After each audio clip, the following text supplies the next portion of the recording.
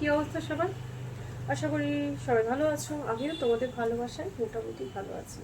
হ্যাঁ, মোটামুটি বললাম কারণ মোটামুটি একটুখানি সমস্যার মধ্যে আছি।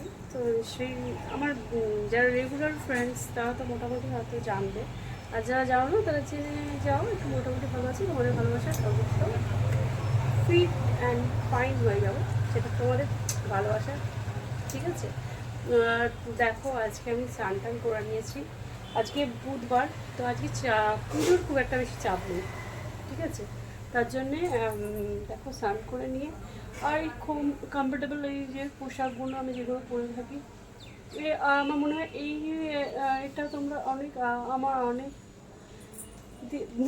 মানে দিন ধরে এই এই যে এইটা দেখছো, এটা হট প্যান্ট যেটাকে বলে, এটা তো আমি পরি, তোমরা জানো। আর এটা পরে না সত্যি এই কাপড়টা এত সফট, এত সুন্দর মোলায়েম, পরে সত্যি এত কটা আমার হট প্যান্ট আছে। সব থেকে বেস্ট, সব থেকে ভালো লাগার হট প্যান্ট বলতে আমার এটা মানে পছন্দ। যে সবার তো একটা যে কোনো একটা ড্রেস দেখবে, অনেকে দেখবে একটা ড্রেসই না, অনেক সময় মনে করবে তার বোধ হয় এখনো ড্রেসই নেই। কিছু ড্রেস দেখবে লাকি হয় মানুষের কালার, সেটা হয়তো বারবার ঘুরিয়ে ফিরিয়ে পড়ছে। বা আমার যেমন এই এই প্যান্টটা আমি কিন্তু স্নান করবো, তাড়াতাড়ি করে কাঁচা ধোয়া করে তাড়াতাড়ি করে মেলে তাড়াতাড়ি করে শুকিয়ে দেবো, আর তারপরে তাড়াতাড়ি করে আবার পরে নেবো। এটা হচ্ছে আবার, চলো বাট বকাবো না, এখন লাঞ্চ টেবিলে চলো। লাঞ্চে কি রেসিপি হয়েছে তোমাদের সাথে শেয়ার করি, আর খেতেও তো হবে। লাঞ্চ টেবিলে আজকে কি আছে, এটা কি আলু নিয়েছিস, চচ্চড়ি দিসনি? এটা হচ্ছে কি মাছের তেল। হ্যাঁ, মাছের তেল। এটা কি কি দিয়েছো মা? ওই বেগুন, উচ্ছে, লঙ্কা, আলু দিয়ে একটা মাছের তেল। আর এই যে আছে রসা কষা করে একটা কাতলা মাছের আলু দিয়ে কালিয়া। এই হচ্ছে আজকে লাঞ্চ টেবিল। তো চলো আগে মেডিসিনটা খেয়ে নিই।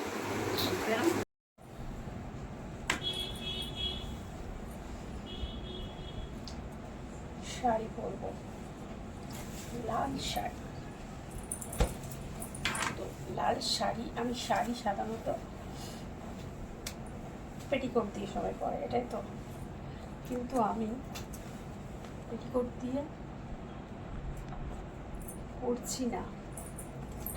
আমি এর আগেও যে ব্লগ দিয়েছি তোমাদেরকে শাড়ি পরার নিউ টেকনিক, নিউ না, এটা অনেক দিন ধরেই টেকনিকটা হচ্ছে। এটা এটা এই যে দেখছো এখানে, আমার এখানে এই কম স্পেস কম, তার জন্য আমি দেখাতে পারছি না ব্যাপারটা।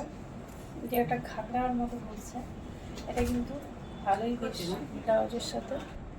এই যে আমরা স্কার্ট পরেও শাড়ি পরতে পারি, যেমন স্কার্ট পরে, যেমন আগেও তোমাদের দেখিয়েছি, এই যে স্কার্টের ওপর শাড়ি পরে বেরিয়ে যাব বাইরে, ঠিক আছে।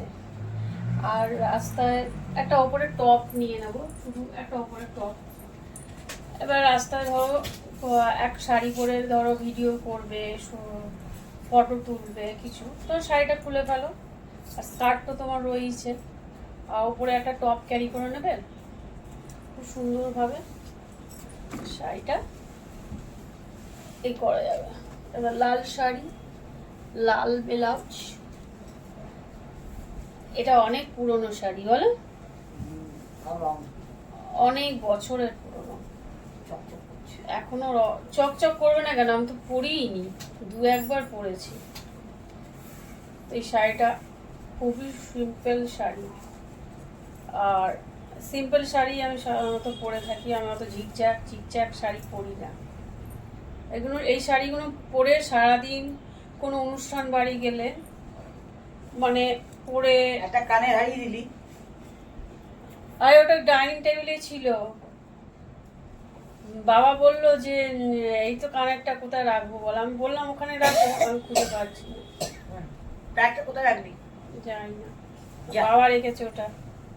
যা, এই হয়ে গেল আমাদের শাড়ি পরা। খুব সুন্দরভাবে শাড়িটা কুচিটা করতে হবে। স্কার্টের উপর যেহেতু পরেছি, তার জন্য শাড়িটা কিন্তু ভালোভাবে টাইট ফিটিংস করতে হবে, যাতে আমরা রাস্তায় বেরিয়ে শাড়িটা কোনো মতে খুলে না যায়। খুলে গেলে রাস্তায় একটা লজ্জাজনক ব্যাপার হয়ে যাবে, অনুপস্থিতির ব্যাপার হয়ে যাবে। তার জন্যে এবার শাড়িটা খুব সুন্দরভাবে প্লিট করে নাও। নিয়ে এবার চলো যেখানে যাওয়ার আছে। ঘুরতে যাবে? চ চলে ঘুরতে যাওয়া যাক। শাড়ি পরে রেডি হয়ে বাবুকে গেছে। গাড়ি বার করতে হবে। ও গাড়ি বার কর। দিদাও যাবে ঘুরতে। আমি এমনি হালকা মেকআপ করেই আছি, যেহেতু একটু বেরিয়েছিলাম। তো সে আমার শাড়ি পরাটা কেমন লাগলো তোমাদের অবশ্যই জানাবেন কমেন্টে, ঠিক আছে? আর ব্লাউজের ডিজাইনটা হচ্ছে এরকম। ব্লাউজটা আমার বানানো ব্লাউজ, ফিটিংস করে বানানো। এই শাড়িটার সাথেই বানিয়েছি ম্যাচিং করে।